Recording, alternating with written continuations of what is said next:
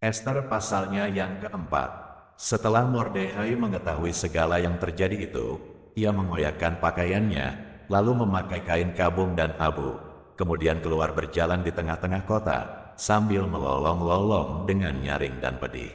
Dengan demikian datanglah ia sampai ke depan pintu gerbang istana raja, karena seorang pun tidak boleh masuk pintu gerbang istana raja dengan berpakaian kain kabung.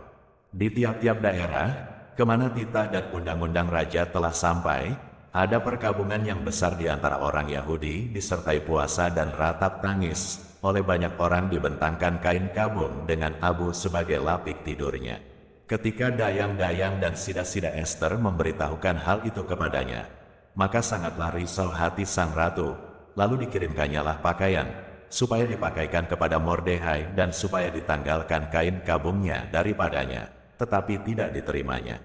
Maka Ester memanggil Hatta, salah seorang sida-sida raja yang ditetapkan baginda melayani dia, lalu memberi perintah kepadanya menanyakan Mordekai untuk mengetahui apa artinya dan apa sebabnya hal itu. Lalu keluarlah Hatta mendapatkan Mordekai di lapangan kota yang di depan pintu gerbang istana raja, dan Mordekai menceritakan kepadanya segala yang dialaminya, serta berapa banyaknya perak yang dijanjikan oleh Haman akan ditimbang untuk perbendaharaan raja sebagai harga pembinasaan orang Yahudi. Juga salinan surat undang-undang yang dikeluarkan di Susan untuk memunahkan mereka itu, diserahkannya kepada Hatta, supaya diperlihatkan dan diberitahukan kepada Ester. Lagi pula Hatta disuruh menyampaikan pesan kepada Ester, supaya pergi menghadap raja untuk memohon karunia-Nya dan untuk membela bangsanya di hadapan baginda. Lalu masuklah Hatta dan menyampaikan perkataan Mordekai kepada Ester. Akan tetapi Ester menyuruh Hatta memberitahukan kepada Mordekai, semua pegawai raja serta penduduk daerah-daerah kerajaan mengetahui bahwa bagi setiap laki-laki atau perempuan yang menghadap raja di pelataran dalam dengan tiada dipanggil, hanya berlaku satu undang-undang, yakni hukuman mati. Hanya orang yang kepadanya raja mengulurkan tongkat emas yang akan tetap hidup.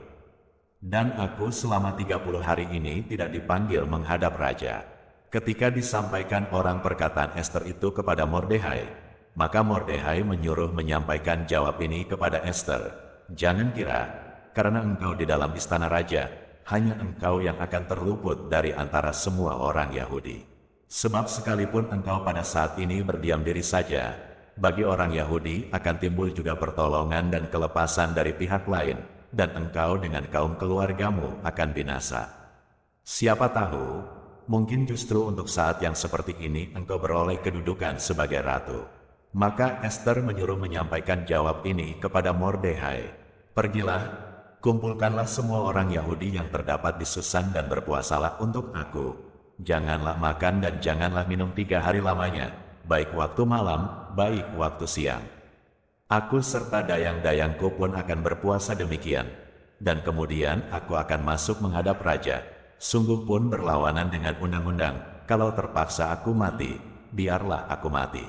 Maka pergilah Mordekai dan diperbuatnyalah tepat seperti yang dipesankan Ester kepadanya.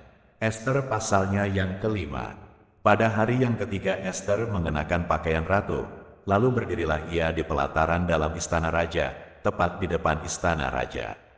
Raja bersemayam di atas tahta kerajaan di dalam istana, berhadapan dengan pintu istana itu. Ketika raja melihat Ester, sang ratu, berdiri di pelataran, berkenanlah raja kepadanya, sehingga raja mengulurkan tongkat emas yang di tangannya ke arah Ester. Lalu mendekatlah Ester dan menyentuh ujung tongkat itu. Tanya raja kepadanya, apa maksudmu, hai Ratu Ester, dan apa keinginanmu?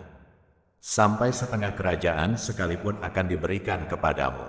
Jawab Ester, jikalau baik pada pemandangan raja, datanglah kiranya raja dengan Haman pada hari ini ke perjamuan yang diadakan oleh hamba bagi raja. Maka titah raja, suruhlah Haman datang dengan segera, supaya kami memenuhi permintaan Ester. Lalu raja datang dengan Haman ke perjamuan yang diadakan oleh Ester. Sementara minum anggur bertanyalah raja kepada Ester, apakah permintaanmu? Niscaya akan dikabulkan. Dan apakah keinginanmu? Sampai setengah kerajaan sekalipun akan dipenuhi. Maka jawab Ester, Permintaan dan keinginan hamba ialah, jikalau hamba mendapat kasih raja, dan jikalau baik pada pemandangan raja mengabulkan permintaan serta memenuhi keinginan hamba, datang pula lah kiranya raja dengan Haman ke perjamuan yang akan hamba adakan bagi raja dan Haman, maka besok akan hamba lakukan yang dikehendaki raja. Pada hari itu keluarlah Haman dengan hati riang dan gembira, tetapi ketika Haman melihat Mordehai ada di pintu gerbang istana raja, tidak bangkit dan tidak bergerak menghormati dia, maka sangat panaslah hati Haman kepada Mordehai. Tetapi Haman menahan hatinya. Lalu pulanglah ia ke rumahnya dan menyuruh datang sahabat-sahabatnya dan Zeres, istrinya. Maka Haman menceritakan kepada mereka itu besarnya kekayaannya, banyaknya anaknya laki-laki, dan segala kebesaran yang diberikan raja kepadanya, serta kenaikan pangkatnya di atas para pembesar dan pegawai raja. Lagi kata Haman, tambahan pula tiada seorang pun diminta oleh Ester, sang ratu, untuk datang bersama-sama dengan raja ke perjamuan yang diadakannya, kecuali aku, dan untuk besok pun aku diundangnya bersama-sama dengan raja. Akan tetapi semuanya itu tidak berguna bagiku, selama aku masih melihat si Mordehai, si Yahudi itu, duduk di pintu gerbang istana raja.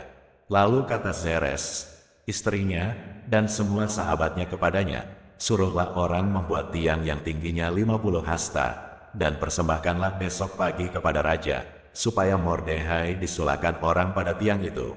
Kemudian dapatlah engkau dengan bersukacita pergi bersama-sama dengan raja ke perjamuan itu.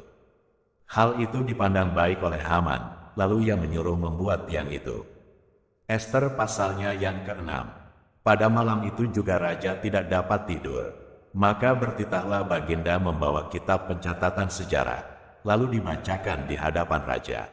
Dan di situ didapati suatu catatan tentang Mordehai, yang pernah memberitahukan bahwa Bigtan dan Teres, dua orang sida-sida raja yang termasuk golongan penjaga pintu, telah berikhtiar membunuh Raja Ahasveros. Maka bertanyalah raja, kehormatan dan kebesaran apakah yang dianugerahkan kepada Mordehai oleh sebab perkara itu? Jawab para biduanda raja yang bertugas pada Baginda, kepadanya tidak dianugerahkan suatu apapun. Maka bertanyalah raja, siapakah itu yang ada di pelataran? Pada waktu itu Haman baru datang di pelataran luar istana raja untuk memberitahukan kepada Baginda bahwa ia hendak menyulakan Mordehai pada tiang yang sudah didirikannya untuk dia. Lalu jawab para biduanda raja kepada Baginda, itulah Haman, ia berdiri di pelataran. Maka titah raja, suruhlah dia masuk. Setelah Haman masuk, bertanyalah raja kepadanya, apakah yang harus dilakukan kepada orang yang raja berkenan menghormatinya? Kata Haman dalam hatinya, kepada siapa lagi raja berkenan menganugerahkan kehormatan lebih dari kepadaku? Oleh karena itu jawab Haman kepada raja, mengenai orang yang raja berkenan menghormatinya, hendaklah diambil pakaian kerajaan yang biasa dipakai oleh raja sendiri, dan lagi kuda yang biasa dikendarai oleh raja sendiri dan yang diberi mahkota kerajaan di kepalanya. Dan hendaklah diserahkan pakaian dan kuda itu ke tangan seorang dari antara para pembesar raja, orang-orang bangsawan, lalu hendaklah pakaian itu dikenakan kepada orang yang raja berkenan menghormatinya. Kemudian hendaklah ia diarak dengan mengendarai kuda itu melalui lapangan kota, sedang orang berseru-seru di depannya. Beginilah dilakukan kepada orang yang raja berkenan menghormatinya. Maka titah raja kepada Haman, segera ambillah pakaian dan kuda itu, seperti yang kau katakan itu, dan lakukanlah demikian kepada Mordehai, orang Yahudi, yang duduk di pintu gerbang istana. Sepatah kata pun janganlah kau lalaikan daripada segala yang kau katakan itu. Lalu Haman mengambil pakaian dan kuda itu, dan dikenakannya pakaian itu kepada Mordehai. Kemudian diaraknya Mordehai melalui lapangan kota itu, sedang ia menyerukan di depannya, beginilah dilakukan kepada orang yang raja berkenan menghormatinya. Kemudian kembalilah Mordehai ke pintu gerbang istana raja. Tetapi Haman bergesa-gesa pulang ke rumahnya dengan sedih hatinya dan berselubung kepalanya. Dan Haman menceritakan kepada Zeres, istrinya, dan kepada semua sahabatnya apa yang dialaminya.